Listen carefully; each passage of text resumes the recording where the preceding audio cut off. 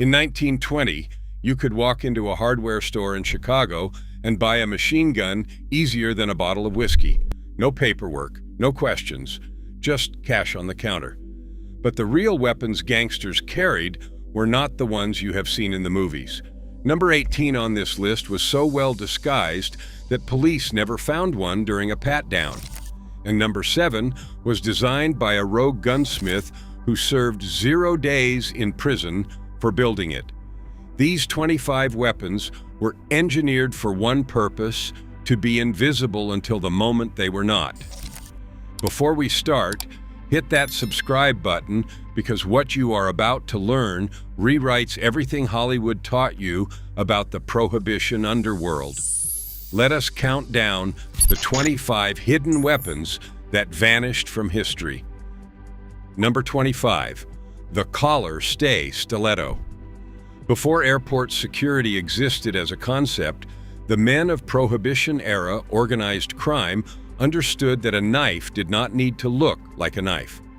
Tailors in Little Italy and the Lower East Side fashioned razor-thin stiletto blades no longer than 4 inches and disguised them as collar stays, those stiff strips of metal that kept a dress shirt collar crisp and straight. The blade sat flat against the collarbone, invisible under silk ties and starched linen. A man could be frisked by police, patted down at the door of a rival social club, and walk in armed without raising a single suspicion. The steel was thin enough to flex slightly, mimicking the feel of an ordinary collar insert. But the tip was ground to a needle point capable of puncturing deep with minimal force. These were not fighting weapons. They were insurance, last resort tools for a man who expected betrayal at a sit-down. When stainless steel collar stays became mass-produced in the 1940s, the handcrafted versions disappeared. No collector saved them. No museum cataloged them. They were thrown into evidence drawers and forgotten. Number 24, the FN Baby Browning. The FN Baby Browning weighed barely 6 ounces and measured just over 4 inches long. It vanished inside a waistcoat pocket, a hat band, even a folded newspaper.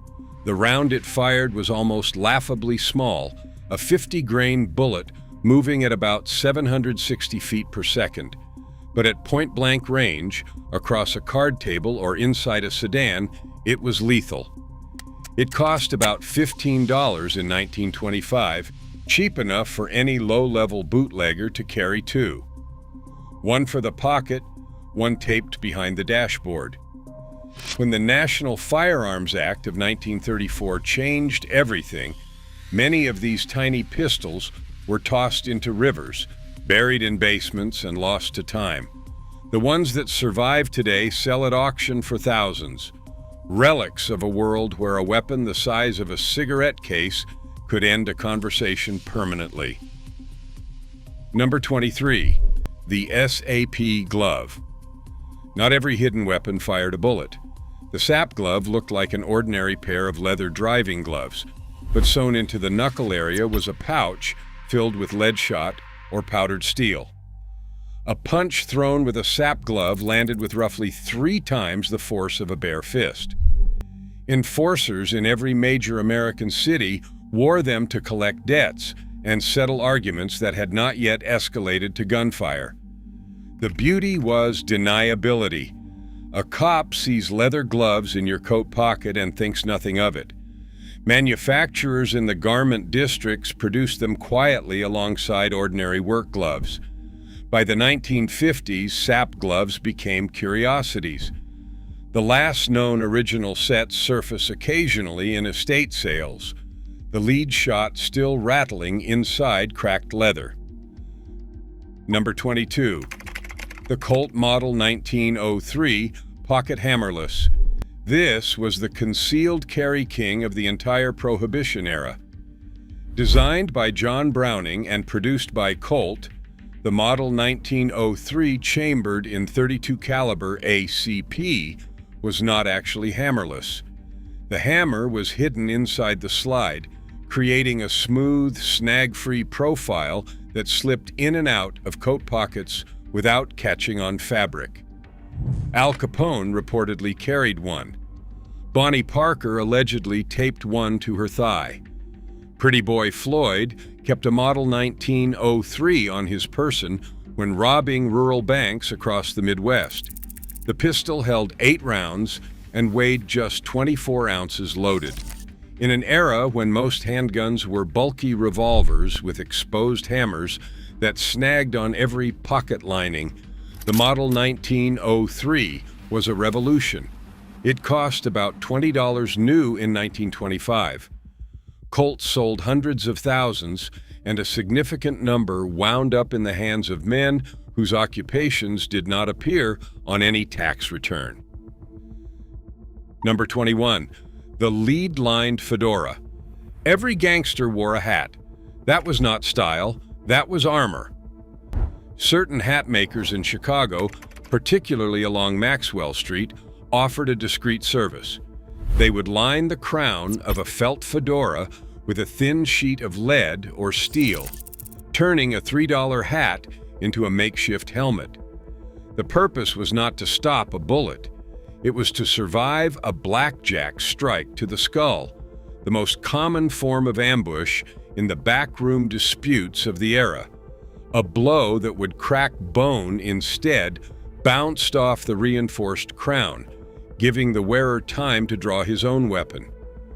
When the fedora fell out of fashion in the 1960s, so did the practice. The hats were worn until they fell apart, the steel linings rusted, and the trick was forgotten entirely. Number 20. The coat pocket sawed off. Hollywood shows Tommy guns in violin cases. The reality was uglier and more practical.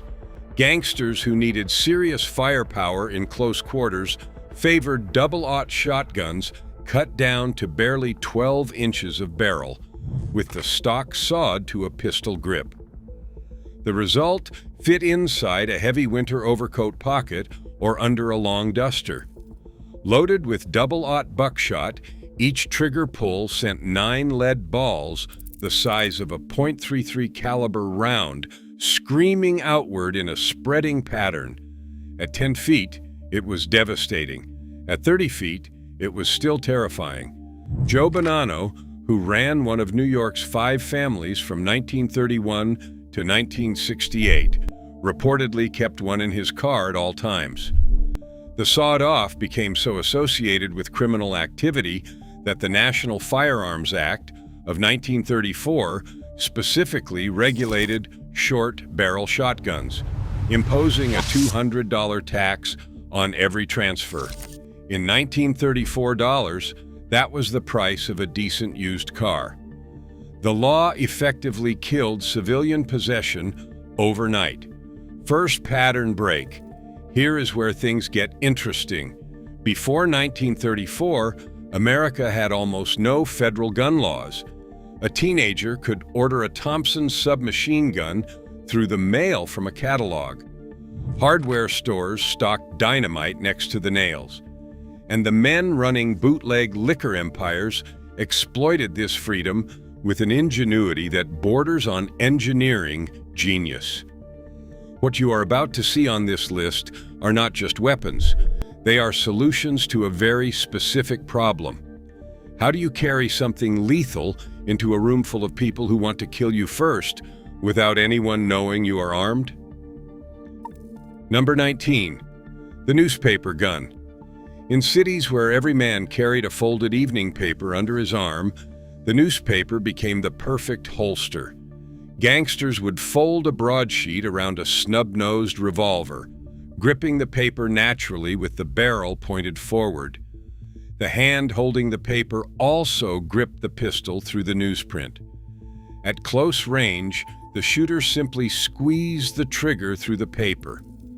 The round punched through the newsprint and struck the target before anyone in the room processed what had happened. Police reports from Detroit and New York in the late 1920s describe multiple shootings in which witnesses said the victim was shot through a newspaper.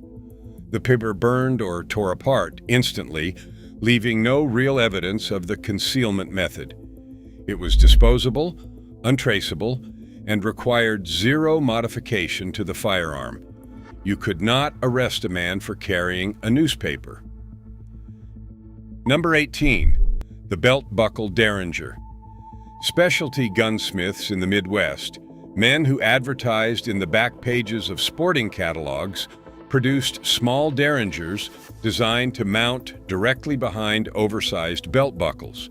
The buckle itself was hinged, flipping open on a spring catch to expose a single-shot or double-barrel derringer chambered in 22 or 41 rimfire.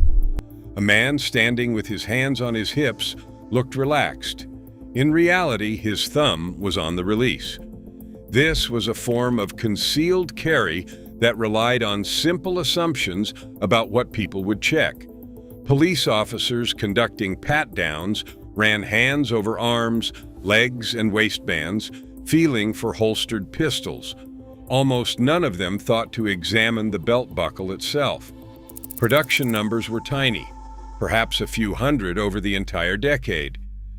Surviving examples are so rare that firearms historians debate whether some models ever existed outside of catalog illustrations. The buckle guns that have surfaced at auction fetch extraordinary prices, not because they were effective weapons, but because they represent a school of concealed weapon design that simply vanished. Number 17. The blackjack.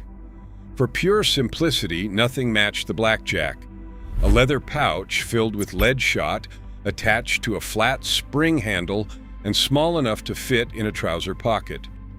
One swing to the back of the skull could render a man unconscious or worse.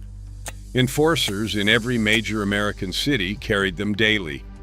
The blackjack left no gunpowder residue, made no noise, and required no skill beyond knowing where to aim. Police carried them too, which created a legal gray area that gangsters exploited ruthlessly. If arrested with a blackjack, a man could claim he purchased it for self-defense at any general store in the country. They sold openly alongside pocket knives and flashlights.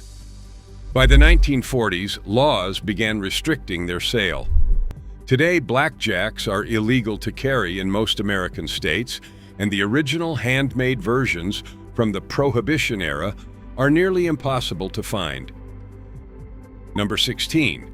The Colt 1911 in .38 Super, the Viest penetrator. The standard Colt 1911 in .45 ACP was already a favorite, but in 1929, Colt introduced the .38 Super chambered variant, and overnight it became the most coveted handgun in organized crime.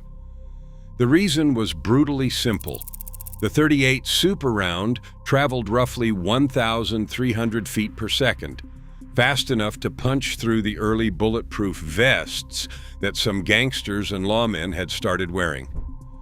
From 1929 until the .357 Magnum appeared in 1934, the .38 Super was the fastest commercially available pistol cartridge in America. John Dillinger carried a modified 1911 in .38 Super. Babyface Nelson used one during the Little Bohemia raid in 1934.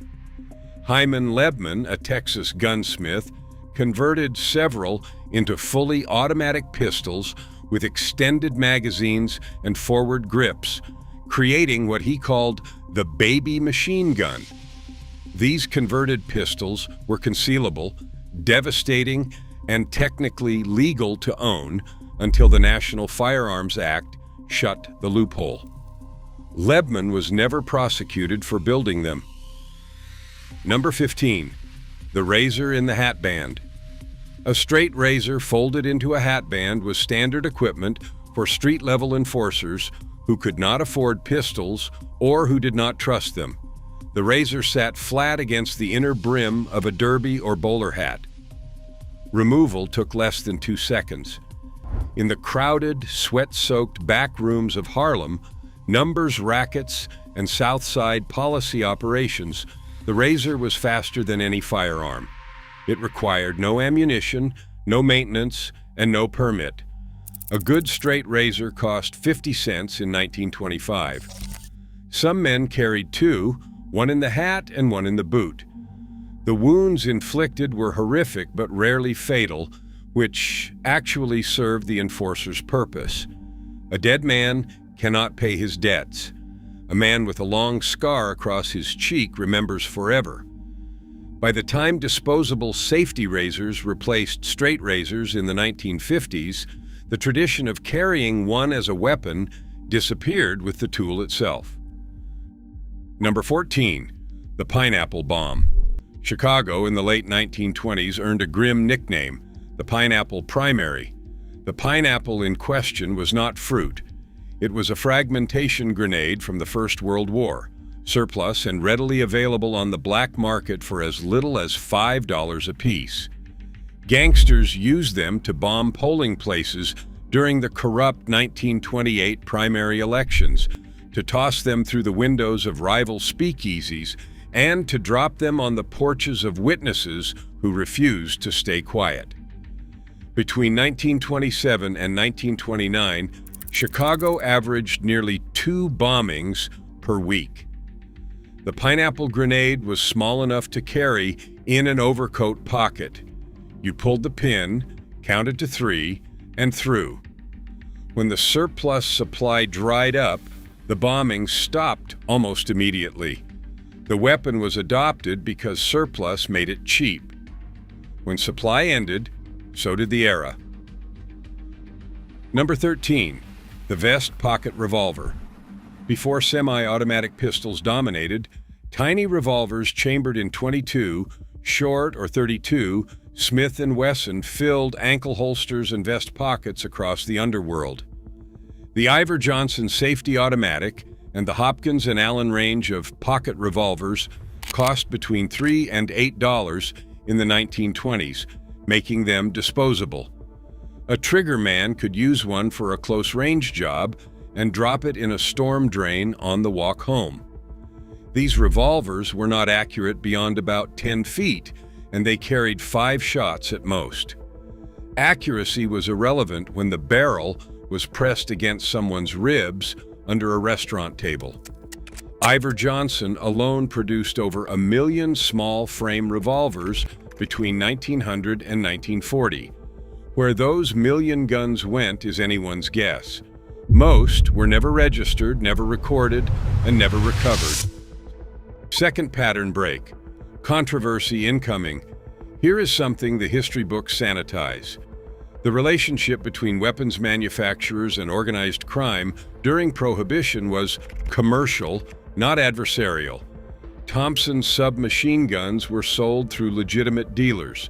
Colt ran advertisements in magazines any citizen could buy. When Congress finally acted in 1934, it was not because manufacturers demanded regulation.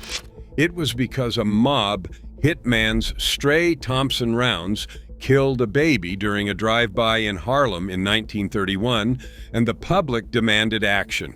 The weapons on the rest of this list were built, sold, and used in the gap between freedom and regulation. Number 12. The Thompson with a cuts compensator. Everyone knows the Thompson submachine gun, but the specific variant favored by sophisticated gangsters included a cuts compensator on the muzzle, a slotted device that vented gases upward to reduce barrel climb during automatic fire. Without it, the Thompson's recoil pulled the muzzle skyward, spraying rounds uselessly into ceilings. With the compensator, a shooter could hold a sustained burst on target. The compensated Thompson, with a 20-round stick magazine instead of the iconic drum, could be concealed under a heavy overcoat by removing the buttstock. George Kelly earned his nickname Machine Gun. Kelly precisely because he could control this weapon with disturbing accuracy. Number 11. The Knuckle Duster Knife. Trench knife designs from World War I never fully left civilian circulation. Brass knuckles with an integrated blade, often called knuckle dusters, were carried by low-level muscle in every major American city through the 1920s. The grip itself was a set of brass knuckles, while a 4 to 6 inch blade extended from the front. Some versions replaced the blade with a spike. These were close quarters tools designed for hallway ambushes and alley confrontations, where firearms would attract unwanted attention. Veterans returning from the Western Front brought their Mark I trench knives home as souvenirs, and the design was copied by blacksmiths and machine shops catering to the underworld. A functional knuckle duster knife could be produced for about $2 in materials and an afternoon of labor. They were crude, effective, and completely untraceable. Custom gunsmiths built single-shot pistols concealed inside ordinary cigar boxes, the barrel aligned with a small hole drilled in the end. A man could set the box on a desk during a meeting, aim it casually, and fire through the wood without ever reaching for a visible weapon. The trigger mechanism was a wire or string running to a ring on the shooter's finger inside the box. Production was bespoke and limited to a handful of machinists who worked exclusively for organized crime clients. Police in New York reportedly recovered 2 such devices during raids in the early 1930s, but neither survives in any known collection. These were assassination tools, not combat weapons. The cigar box pistol represents a category of weapon built to be used once and then destroyed. Number 9. The ice pick. In the hands of Murder Incorporated, the enforcement arm of the National Crime Syndicate, the common ice pick became a preferred instrument. An ice pick left a wound so small it could be mistaken for a puncture from a nail or a fall. Coroners in the early 1930s lacked the forensic sophistication to distinguish an ice pick wound from other causes of death. The weapon cost 10 cents at any hardware store.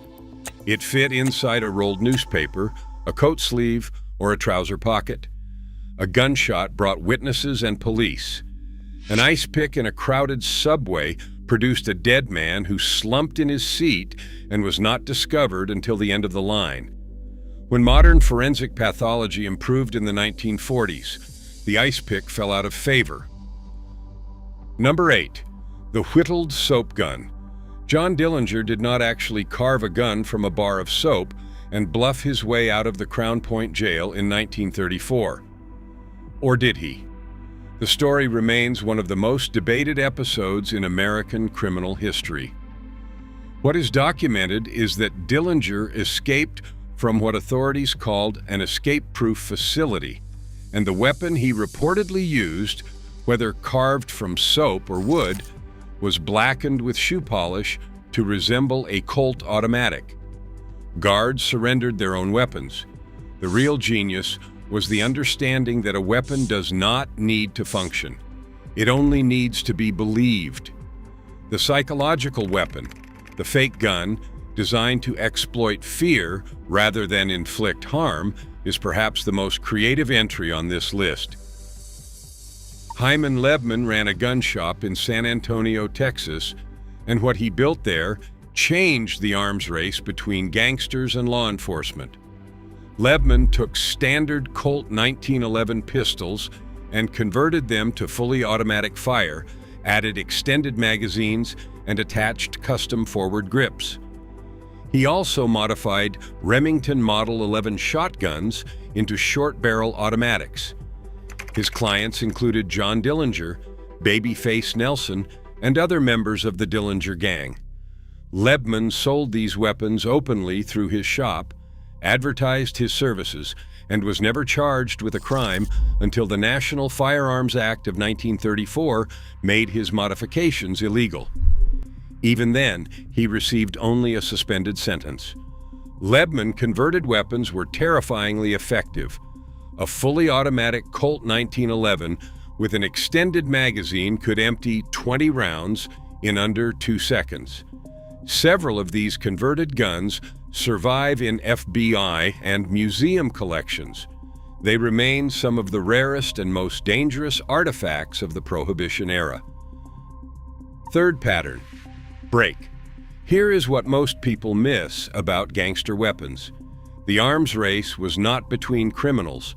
It was between criminals and physics. How do you make steel invisible under wool? How do you deliver lethal force without sound? How do you carry firepower that outguns the police into a room they control? Their solutions were so effective that federal legislation was required to stop them. The National Firearms Act of 1934 did not target criminals. It targeted the tools criminals had proven they could hide. Number 6, the ankle holster Derringer. Remington's over and under Derringer, a design dating back to 1866, experienced a second life during Prohibition when bootleggers strapped them to their ankles using custom leather harnesses. The gun held 2 rounds of .41 rimfire, a cartridge powerful enough to be lethal at contact distance, but nearly useless beyond 10 feet. The ankle holster kept the Derringer below the typical pat-down zone. A man sitting at a table could reach his ankle naturally, as if adjusting his sock, and come up armed. Speakeasy owners, numbers runners, and mid-level distributors favored the ankle Derringer as a last-ditch weapon. It was the gun you carried when you did not think you needed a gun. By the time the .41 rimfire cartridge went out of production in the 1940s, the Remington Derringers became paperweights, their ammunition impossible to find. The image is cliché precisely because it was real. Thompson's submachine guns, especially the Model 1921, with its 10.5-inch barrel, fit with disturbing precision inside standard violin cases of the era. A man walking into a building carrying a violin case attracted no attention in an era when live music was the primary entertainment. The Thompson went in disassembled, with the stock removed and the drum magazine stored separately. Assembly took under 30 seconds for a practiced hand. The violin case trick probably had a limited effective lifespan. Once it became known, anyone carrying a case was suspect. But for a brief window in the mid-1920s, it was devastatingly effective. Number 4, the spring-loaded sleeve knife. Some custom weapon makers in New York and New Jersey built spring-loaded knife rigs that strapped to the forearm, hidden under a suit jacket sleeve. A wrist flex, or a specific arm movement, triggered a coiled spring, driving a blade forward into the hand. The mechanisms were crude but functional, fashioned from clock springs and bicycle brake cable. The knife appeared in the palm as if from nowhere. For a man being held at gunpoint or searched before a meeting, the sleeve knife offered one final option. Production was entirely underground. No patents were filed. No advertisements were placed. The few surviving examples that have turned up in private collections show wildly varying levels of craftsmanship, from elegant machined steel to rough-cut iron. Number 3, the Smith & Wesson Model 10. Al Capone's personal sidearm was not a Tommy gun or a gold-plated automatic. It was a Model 10 revolver in .38 Special, 6 rounds, a 4-inch barrel, and the kind of reliability that a man betting his life on a mechanical device demands. One such weapon was confiscated from Capone during a 1928 arrest in Miami and later displayed at the Mob Museum in Las Vegas. The Model 10 was the best-selling handgun in America during the 1920s and the 1930s. Police departments issued them, private citizens bought them for home defense, and gangsters on both coasts carried them because a revolver does not jam, does not leave shell casings at the scene, and does not require the mechanical sympathy that early semi-automatics demanded. The snub-nosed variant, with a 2-inch barrel, disappeared under a jacket so cleanly that detectives called it the belly gun, designed to be pressed against a man's stomach and fired. Number 2, the overcoat Thompson. Forget the violin case. The most practical way to carry a Thompson submachine gun was simple. Remove the buttstock, Replace the 50-round drum with a 20-round stick magazine and slip the entire weapon inside a heavy winter overcoat, gripping it through a cutout in the pocket. A man could fire the weapon through his coat without ever drawing it into the open. George Kelly and enforcers across the Midwest used this method routinely. Chicago winters demanded heavy wool coats from October through April, providing 7 months of natural concealment each year. When spring came, the Thompsons went into car trunks and ceiling panels. But during the cold months, they walked the streets, hidden in plain sight. Number 1. The car door armor.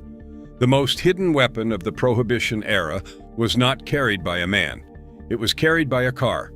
Gangsters in Chicago, Detroit, and New York paid body shops to line the interior panels of their sedans with quarter-inch steel plate. The doors became shields, and the car became a mobile fortress. Some went further, replacing rear windows with drop-down steel shutters and cutting gun ports into the back panel.